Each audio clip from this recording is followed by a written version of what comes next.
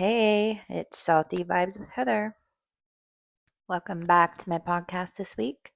We are now in March, which the last recording I did was done in February, but it didn't get posted till March. Trying to figure out when I do my podcasts if I should do 2 times a week or what. But anyways, we are in March.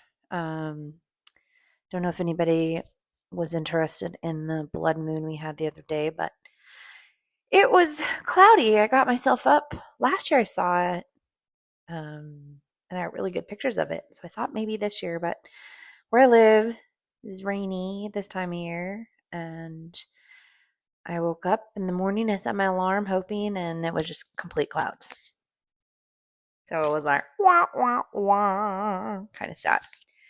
In February, I had plans. So I was in Costa Rica with my kids, and then I came home. I had like one weekend where like there was nothing. I got invited to do something, but I declined it because I needed like a week at home to kind of refresh and figure out life stuff. And then um, I had the last 2 weekends of the month busy.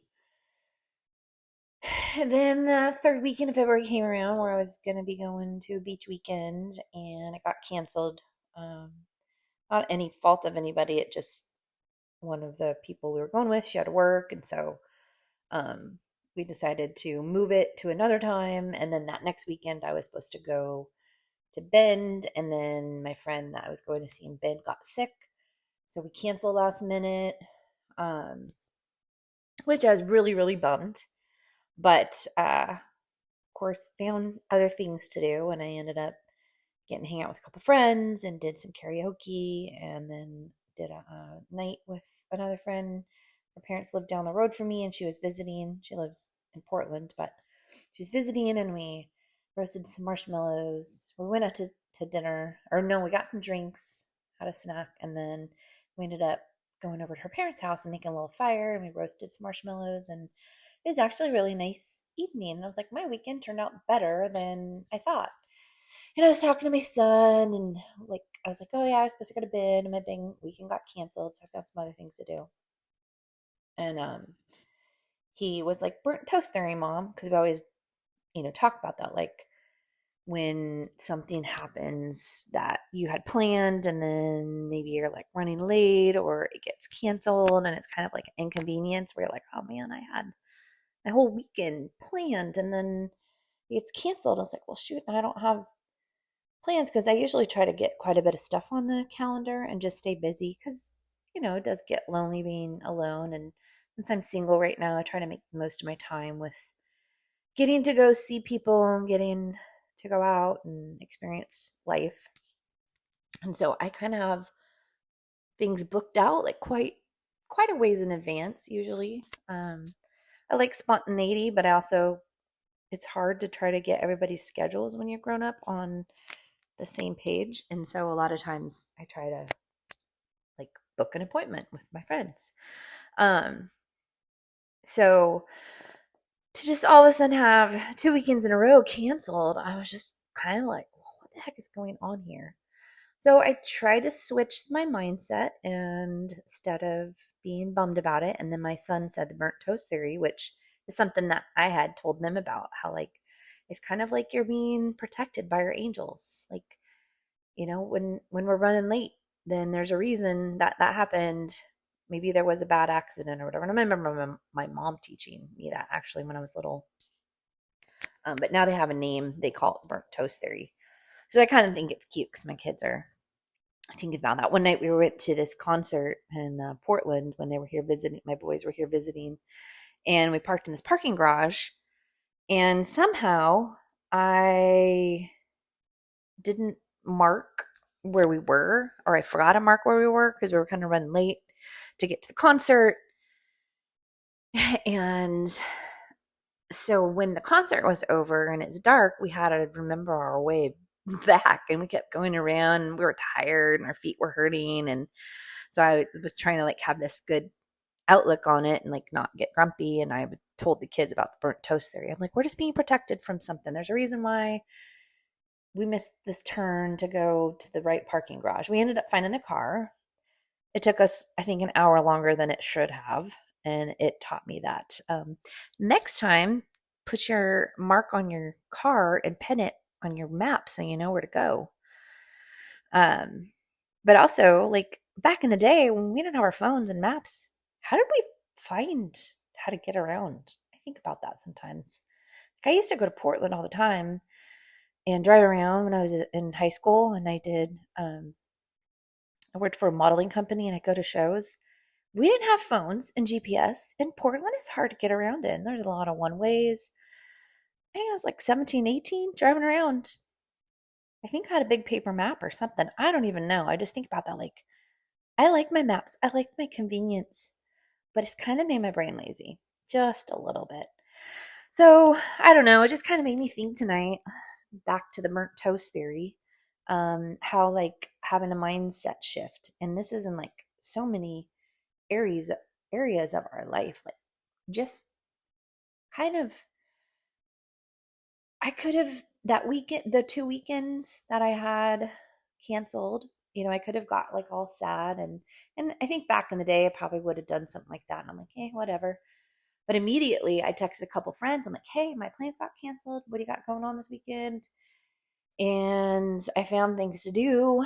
I stayed productive. I stayed busy because I don't always just want to like lay around and be a blob. Sometimes it is nice to like rest, but sometimes my resting is like going on walks and going out and like doing things or getting dinner and connecting with a friend. Um, Even if I just like go do something for a couple hours, I don't need to go out and like stay out late or anything. So I've learned, like I could have easily just kind of got all sad and been annoyed and oh man, everything just always is ruined and like complained. And instead of like, okay, well, those plans got canceled. That really sucks and I'm sad about it and I really wanted to see my friends, but obviously there's going to be another weekend and we've already scheduled another weekend on the calendar. So, you know, it was just one of those redirections and I switched my mindset. I made plans with friends. I had actually an amazing weekend. The whole entire weekend was really fun, very relaxing. Got to connect with some friends that I hadn't seen in a bit, and just it was like I felt really happy. And then I went into March and I was like, I had a really good February. February flew right on by. Like I feel like January, in the holiday, it's like I think every January, especially when I lived in Alaska, like they just drag on because you have the holidays, you have all these things to look forward to from like October, November, December. You're not really thinking about the dark and the cold and the winter weather and all that. And then all of a sudden January gets here and you're just like, this is the longest month. Like that month felt like a whole year. And then all of a sudden February got here and I got to go to Costa Rica with my kids. And then my whole month didn't turn out how I thought, but it ended up being a really good month.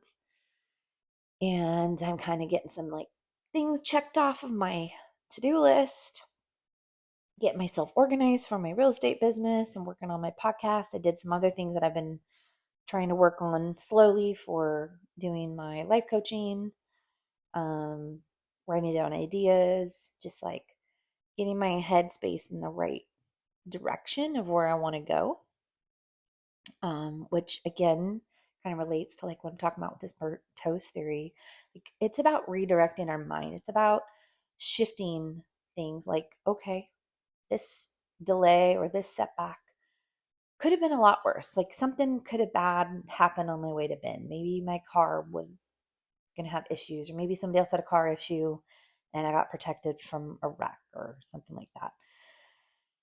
And I just am like thankful that I ended up having a great weekend and that I get to do something again. I get a plan Bend later on. But I'm also like happy with myself because I'm learning over the last few years like how to regulate my emotions, not let stuff like that. Like some of us, I think we kind of learned, especially if you come from traumatic relationships or I lived in fight or flight mode for a really long time. So if you ever do trauma grief coaching, you learn about like the different patterns that we get into, like fawn, fight or flight. you have these different things that you go into that your body is always in. And I was always in like protection. And okay, I gotta fight. I gotta protect my kids. I gotta protect myself. And then I would kind of go between like the fawn and the fight or flight in my relationship while I was married, and trying to regulate my emotions. And I didn't always know how to do that. And I would just like shut down. And I've learned over the last few years, especially with coaching and going to therapy and like all these things, like how to look at things in a different mindset and how to regulate my emotions a little better. That I can't control everything. Because when I was married, I felt like the only thing I could control at that time um, was myself, but I didn't even know how to do that. And so it would kind of be like, okay, if I control myself, I stay small, then I can protect my kids from things, which I learned was not healthy at all. Um, but those are things like if you do ever decide to do any type of coaching, like trauma coaching or getting into any of that, those are things that you learn like with your coach that you can kind of walk through. And I think it's really amazing because I learned stuff. I was like, oh wow, like she gave us these like emotional charts and things where you could look back and like these sometimes when you've gone through something where you were in an abusive or an emotionally abusive relationship or anything like that, and like sometimes you feel like you're not getting anywhere, and so she gave us these charts like, okay, well, you're going to take a step back, and then sometimes you're going to go forward, and you're going to take a few steps forward, and then you take a few steps back, and um those were really, really helpful for me. Um, and I still like when I have helped some friends and um, some ladies in their trauma coaching, uh, I have sent them the trauma response and also like the emotional healing chart, like things that we go through. So I do feel like I have gotten really good with that, which is weird that would even come up with like, oh, 2 weekends got canceled in a row. But I do feel like some of that stuff back in the day when I was going through what I went through in my life um, would really cause a big setback. And don't get me wrong, there's still times where I have um, setbacks where I kind of can kind of get into moods and I haven't regulated my emotions, but I don't stay in it very long. And that's one of the things my trauma coach would always talk about too. Like, you're still going to get there. You're still going to have that setback. You're still going to maybe get into that mood or that emotional deregulation, but it's where you don't stay there for a long time. You get out of it a lot quicker. You learn how to like process through it a lot quicker. And back in the day, like when I was in an unhealthy marriage, um, I would stay in those trauma responses for a really long time. So the few different ones is fight or flight, and then they have the fawn one, fawn response, and then freeze, where you disassociate or get numb or feel stuck. And I also stayed in that. Sometimes I would kind of like go between the four. Um, I think by the end, I just kind of had disassociated. I don't ever think I actually was in the fight. I don't think I ever had anger or controlling behavior. I usually wanted to, in my brain, run away.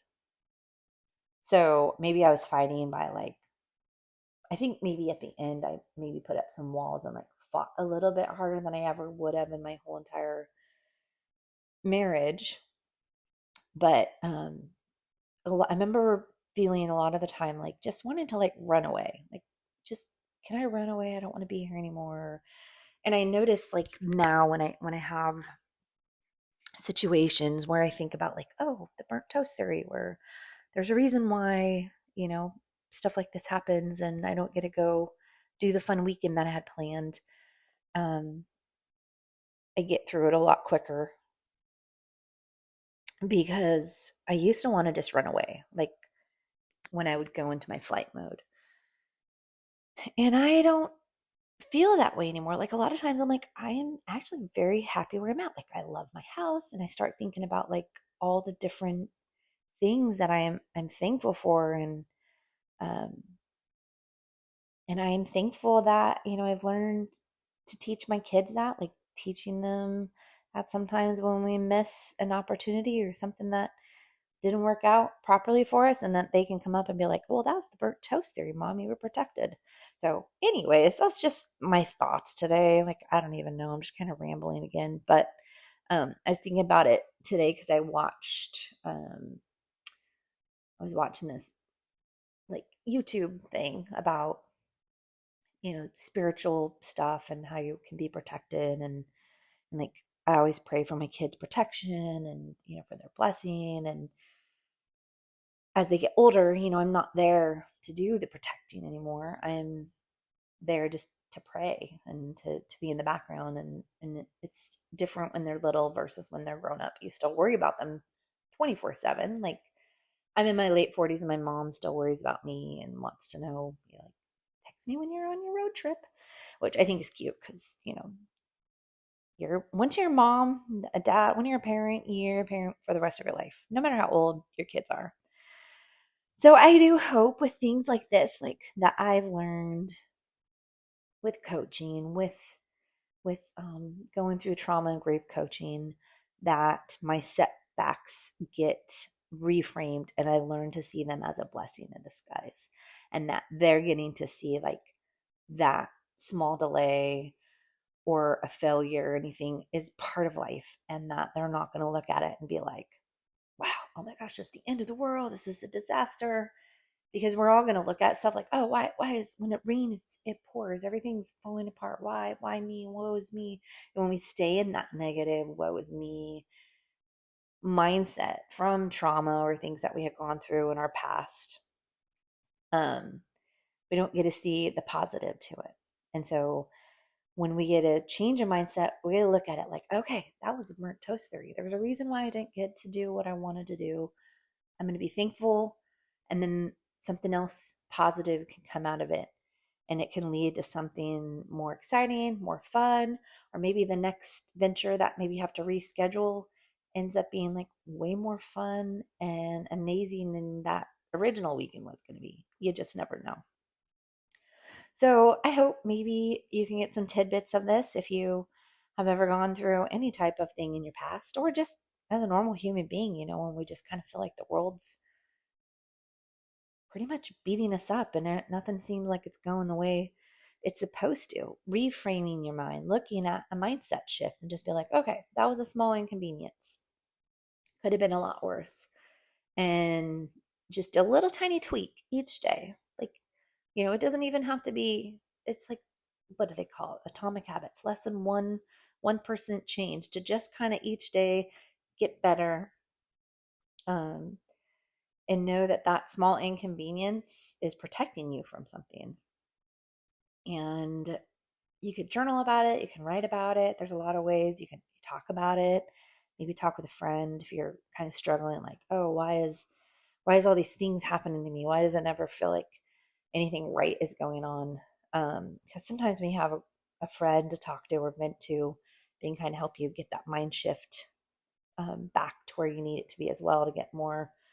It's like my kids, that sometimes when we talk, just little things that they've picked up from me or from things that they've been learning in their life, it makes my brain go, oh, yeah.